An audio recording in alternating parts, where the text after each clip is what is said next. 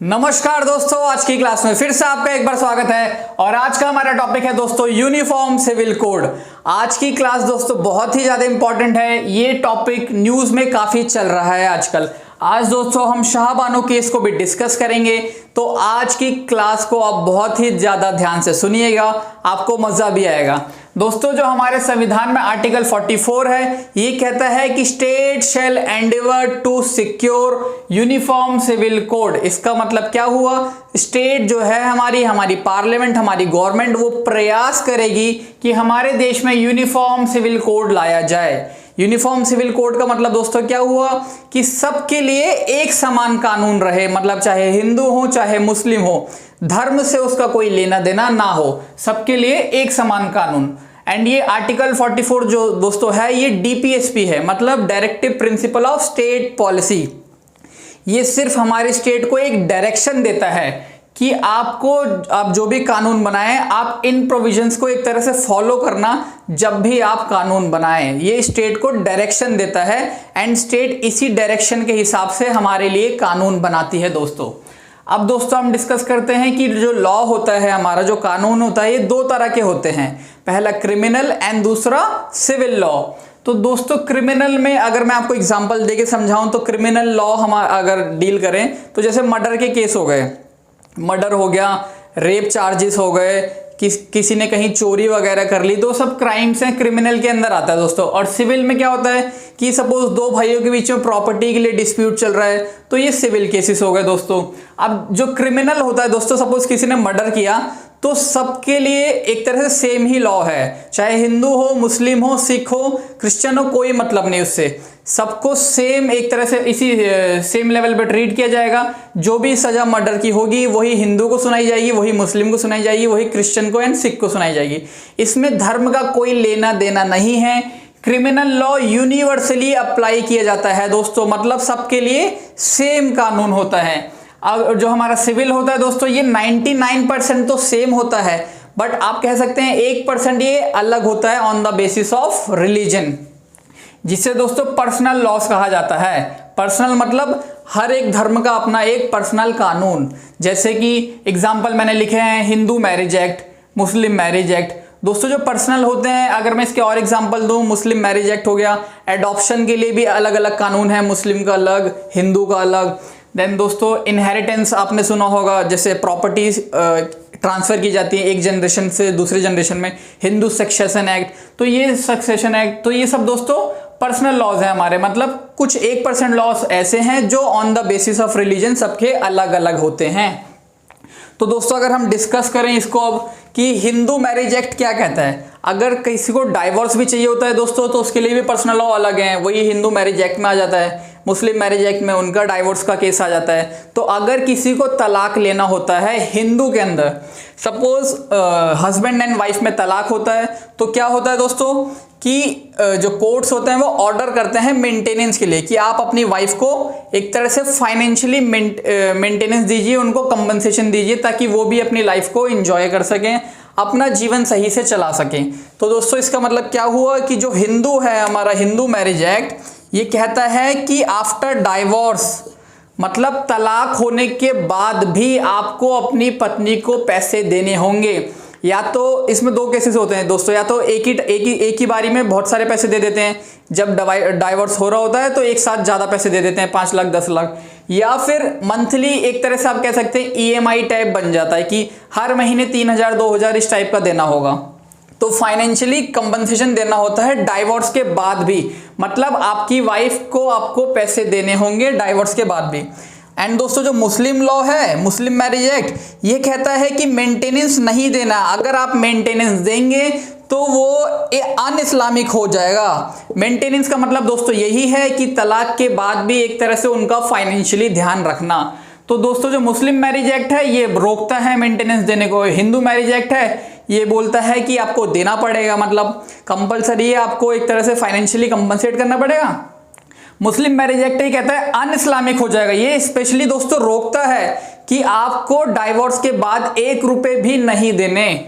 And दोस्तों ये ऐसा क्यों कहता है? ये कहता है कि अगर आप पैसे दे रहे हैं तो एक तरह से इनडायरेक्टली इसका मतलब ये भी हो सकता है कि कहीं ना कहीं आपका अभी भी उसके साथ कोई ना कोई रिलेशनशिप है। एंड डाइवोर्स का मतलब दोस्तों क्या होता है, रिलेशनशिप टूटना। इसलिए ये जो मुस्लिम मैरिज एक्ट है ये कहता है कि मेंटेनेंस नहीं देना। अब दोस्तों हमारे CRPC में एक सेक्शन है, मतलब क्रिमिनल प्रोसीजर कोड जो है इसमें एक सेक्शन है दैट इज सेक्शन 125। ये जो है दोस्तों ये क्या कहता है, सेक्शन 125 कहता है कोई भी आदमी मतलब कोई भी मैन जो कि कैपेबल है अर्निंग के, मतलब उसको क्या बोलते हैं, कमाई कर सकता है, पैसे कमा सकता है जॉब वगैरह करके, वो कैपेबल है अगर पैसे कमाने से, तो उसको क्या करना है इस सेक्शन के तहत, सेक्शन 125 CRPC का दोस्तों ये कहता है कि जो भी व्यक्ति पैसे कमा सकता है उसको 3 चीजें करनी है। सबसे पहले उसको अपनी वाइफ का ध्यान रखना है, मतलब उसकी जो बीवी होगी उसको भी फाइनेंशियली एक तरह से कंपनसेशन देना है, चाहे तलाक भी हो जाए, मतलब डाइवोर्स के बाद भी देना है। ये दोस्तों हमारा सेक्शन कहता है 125। आप याद रखिएगा, हिंदू मैरिज एक्ट अलग है, मुस्लिम मैरिज एक्ट अलग है, एंड जो ये है CRPC जो क्रिमिनल प्रोसीजर कोड है ये यूनिवर्सली अप्लाई होता है दोस्तों पूरे इंडिया पे। एक तरह से देखिए भारत के सभी लोगों पे ये यूनिवर्सली अप्लाई किया जाता है, क्योंकि जो हमारा अभी मैंने बताया था क्रिमिनल हमारे यूनिवर्सली अप्लाई किया जाता है, तो ये भी क्रिमिनल प्रोसीजर कोड है, इसको कोई लेना देना नहीं होता धर्म से।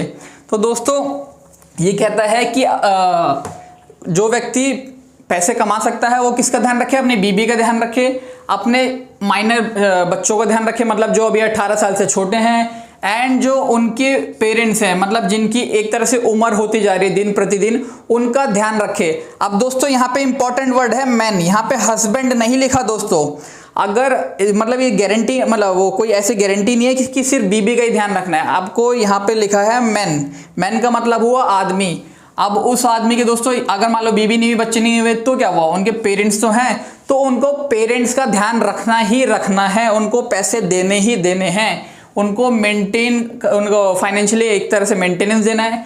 क्यों एंड दोस्तों कब देना है, इसमें इंपॉर्टेंट ये है कि जब वो लोग एक तरह से अनेबल टू मेंटेन देमसेल्फ, ये उनका ध्यान तभी रखेंगे, कंपल्सरी है मतलब ध्यान रखना, जब वे लोग अपना ध्यान खुद नहीं रख सकते। मतलब माइनर चिल्ड्रन दोस्तों आपको पता है कि पैसे नहीं कमा सकते आजकल, मतलब वैसे नॉर्मली एंटरटेनमेंट इंडस्ट्री की बात अलग है, बट जनरली देखा जाए तो जो छोटे बच्चे होते हैं वो पैसे नहीं कमाते। फिर जो एजेड पेरेंट्स होते हैं, जो एक तरह से जिनका बुढ़ापा आ जाता है, तो वो लोग भी अपनी एक तरह से खुद का ध्यान नहीं रख पाते, पैसे वगैरह नहीं कमा पाते, जॉब नहीं करते। एंड जो दोस्तों वाइफ्स होती हैं, मतलब जो बीवियां होती हैं, कुछ बीवी कमाती हैं, कुछों की बीवी नहीं कमाती। तो इसमें लिखा है दोस्तों जो लोग अपने आप को मेंटेन नहीं कर सकते, अपना ध्यान नहीं रख सकते, उनका ध्यान रखने की जिम्मेदारी उस घर के मेल मेंबर की है, ये सेक्शन कहता है, दैट इज सेक्शन 125। अब दोस्तों ये मैंने आपको चीजें इसलिए समझाई ताकि हमें शाहबानो केस को समझने में आसानी हो। दोस्तों जो शाहबानो केस है ये बहुत ही ज़्यादा इंपॉर्टेंट केस है। अगर हम एग्जाम पॉइंट ऑफ व्यू से बात करें, चाहे UPSC हो चाहे SSC हो, SSC में भी दोस्तों ये क्वेश्चन पूछ लिया जाता है कौन से ईयर में शाहबानो केस हुआ एंड जो भी इससे रिलेटेड एक्ट वगैरह हैं। तो इस केस में दोस्तों क्या होता है, एक लेडी हैं, ये मुस्लिम फीमेल हैं दोस्तों, इनकी शादी होती है मोहम्मद अहमद खान से। अप्रॉक्सीमेट 1932 में इनकी शादी होती है एंड दोस्तों फिर ये इनकी लाइफ अच्छी खासी चल रही थी, जो भी इनकी मैरिड लाइफ है ये चल रही होती है। फिर 1932 के बाद सोचिए 1970 में ये जो मोहम्मद अहमद खान है, इनको एक ख्याल आता है कि अब इनको एक दूसरी महिला से शादी कर लेनी चाहिए। ये बोलते हैं मेरे को दूसरी औरत से शादी करनी है, आप मेरे को डाइवोर्स दे दीजिए, मैं आपको डाइवोर्स देता हूँ, अब मैं आपके साथ नहीं रहना चाहता। तो दोस्तों ये ट्रिपल तलाक दे देते हैं शाहबानो को, मतलब शाहबानो से ये तलाक ले लेते हैं। तो दोस्तों क्या होता है, जो शाहबानो हैं वो एक तो आप देख रहे हैं कि इतने साल हो गए शादी को, वो उनकी एज भी ज़्यादा हो गई, वो एक तरह से उनका बुढ़ापा आ गया, तो वो अपने आप को मेंटेन नहीं कर पा रही। और अभी हमने पढ़ा सेक्शन 125 में कि मेंटेन नहीं कर पाएंगी, तो एक तरह से मेल मेंबर की जिम्मेदारी है उनका ध्यान रखने की। तो बट जो हमारे ये हैं मोहम्मद अहमद खान, इन्होंने डिनाई कर दिया, इन्होंने बोला मैं नहीं करूँगा। पहली बात इन्होंने बोला कि मैं नहीं करूँगा, डायरेक्ट बोल दिया कि मेरा मन ही नहीं करने का। दूसरा बोला कि मुस्लिम मैरिज एक्ट मेरे को रोकता है कि कृपया करके एक भी रुपया ना दें, वो अन इस्लामिक हो जाएगा। तो दोस्तों आप देख सकते हैं ये आपस में एक तरह से एक दूसरे को अपोज कर रहे हैं, कॉन्ट्राडिक्ट कर रहे हैं मुस्लिम marriage act and section 125। Muslim marriage act कहता है कि पैसे नहीं देने, सेक्शन 125 कहता है कि आपको फाइनेंशियली उनको एक तरह से कंपनसेशन देना है। तो यहां पर इन्होंने डिनाई कर दिया अपनी वाइफ को कि मैं एक भी रुपए नहीं दूंगा, जो करना है कर लो, सीधा सीधा बोल दिया। तो ये जो है शाहबानो जी, ये चली जाती हैं एक वकील के पास। तो वकील बोलता है कोई बात नहीं, मुस्लिम मैरिज एक्ट के तहत पैसे नहीं देगा तो क्या हुआ, सेक्शन 125 आपको पैसे दिलवाएगा। तो ये लोग दोस्तों मजिस्ट्रेट के पास चले जाते हैं, जो आगे डिस्ट्रिक्ट कोर्ट होता है वहां पर चले जाते हैं। एंड फिर दोस्तों जो डिस्ट्रिक्ट कोर्ट के जो मजिस्ट्रेट साहब होते हैं वो बोलते हैं ओके, सेक्शन 125 के तहत आपको पैसे देने पड़ेंगे। इन्होंने ऑर्डर कर दिया मोहम्मद अहमद खान को कि अपनी वाइफ को पैसे दीजिए हर महीने। एंड दोस्तों फिर क्या होता है, ये जो कोइंसिडेंटली जो मोहम्मद अहमद खान है ये भी एक वकील ही होते हैं। तो ये क्या करते हैं, हायर कोर्ट में अपील कर देते हैं, मतलब हाई कोर्ट के पास चले जाते हैं। ये मध्य प्रदेश का दोस्तों केस था एंड ये हाई कोर्ट में जाते हैं। हाई कोर्ट भी दोस्तों बोलता है कि सेक्शन 125 के तहत आपको इनको फाइनेंशियली कंपनसेशन देना होगा, that is compulsory, that is must, आपको पैसे देने ही देने हैं। फिर दोस्तों जो ये मोहम्मद अहमद खान है ये चले जाते हैं सुप्रीम कोर्ट एंड इस केस को दोस्तों बोला जाता है शाहबानो वर्सेस मोहम्मद अहमद खान 1986। इस केस में दोस्तों क्या होता है, जो सुप्रीम कोर्ट होती है, सुप्रीम कोर्ट भी बोलती है कि आपको पैसे देने पड़ेंगे। मतलब सेक्शन 125 को उन्होंने बोला कि सेक्शन 125 यूनिवर्सली अप्लाई किया जाता है, इसलिए आपको अपनी बीवी का ध्यान रखना पड़ेगा आफ्टर डाइवोर्स ऑल्सो। तो दोस्तों क्या होता है, सुप्रीम कोर्ट ने ऐसा बोल दिया एंड सुप्रीम कोर्ट से जब ये आर्ग्यू करते हैं तो ये बोलते हैं जज साहब मुस्लिम मैरिज एक्ट हमें रोक रहा है, ये अन इस्लामिक बोल रहा है। तो सुप्रीम कोर्ट बोलती है कि ध्यान से आप जाकर कुरान को पढ़िए, कुरान में साफ साफ लिखा है कि जो मेल मेंबर होते हैं इनको फीमेल मेंबर का ध्यान रखना होता है। It is the duty of the male member to maintain the female members. Okay, ऐसा इन्होंने बोला। तो दोस्तों क्या हुआ कि जो मुस्लिम मैरिज एक्ट के तहत ये सब बात थी, जो एक्ट आया उसमें मना किया, फिर ये हुआ। फिर जो राजीव गांधी साहब की गवर्नमेंट थी उस टाइम पे, राजीव गांधी साहब की गवर्नमेंट में किसी ने उनको एडवाइस किया कि इस टाइम पे एक तरह से वोट, जिसे कहते हैं ना वोट लेने के लिए वोट बैंक पॉलिटिक्स करनी चाहिए। तो किसी ने उनको एडवाइस किया कि राजीव गांधी जी, ये जो सुप्रीम कोर्ट का डिसीजन है इससे मुस्लिम लोग एक तरह से उदास हो गए, उनको बुरा लग रहा है कि उनके इस लॉ का एक तरह से अपोज किया गया, मुस्लिम मैरिज एक्ट का। उन्होंने बोला कि मुस्लिम लोग ऐसा सोच रहे हैं कि मुस्लिम मैरिज एक्ट हार गया, मतलब एक तरह से हार गया किसके आगे, सेक्शन 125 सीआरपीसी के आगे। तो वो राजीव गांधी साहब को एडवाइस कर रहे हैं कि आप कुछ ऐसा करिए कि मुस्लिम लोगों का भी वोट अपनी तरफ आ जाए। तो वो एडवाइस करने लगते हैं दोस्तों। तो एडवाइस करते करते उन्होंने जब एडवाइस दिया तो राजीव गांधी ने एक तरह से एक लॉ लेकर आ गए, एक एक्ट उन्होंने पास कर दिया, that is Muslim women protection of rights on divorce act 1986। इसमें दोस्तों इन्होंने क्या बोला, इन्होंने बोला कि लाइफ टाइम आपको ऐसे पैसे देने की जरूरत नहीं है जो कि हिंदू लोगों को देना होता है आफ्टर डाइवोर्स ऑल्सो। इन्होंने बोला कि मतलब पूरी जिंदगी देने की जरूरत नहीं है, आप सिर्फ 90 डेज तक पेमेंट करिए उनको। मतलब जिस दिन डाइवोर्स होता है सिर्फ उसके 90 दिनों तक आप उनको मेंटेन करिए, उसके बाद से फिर आपकी जिम्मेदारी खत्म होती है। हिंदुओं में दोस्तों क्या होता है कि आपको लाइफ टाइम मेंटेन करना होता है, या तो कोर्ट्स डायरेक्टली बहुत सारे पैसे एक साथ दिलवा देते हैं या फिर हर महीने बार बार दिलवाती है जब डाइवोर्स होता है हिंदू मैरिज एक्ट के तहत। एंड इसमें ये जो एक्ट लेकर है Muslim women protection of rights on divorce act, इसमें इन्होंने बोल दिया कि 90 डेज के लिए ही आपको सिर्फ और सिर्फ देना है। तो दोस्तों जब ये सब कहानी हो रही होती है सारे के सारे लोग दुखी हो जाते हैं। क्या होता है कि जो हिंदू हैं, हिंदू दुखी हो जाते हैं। क्यों होते हैं, ये बोलते हैं कि इनके लिए सिर्फ 90 डेज है, हमारे लिए पूरा लाइफ टाइम का है, तो एक तरह से डिस्क्रिमिनेशन है, हिंदू लोग उदास हो गए। ये सैड फेस मैंने बनाया है।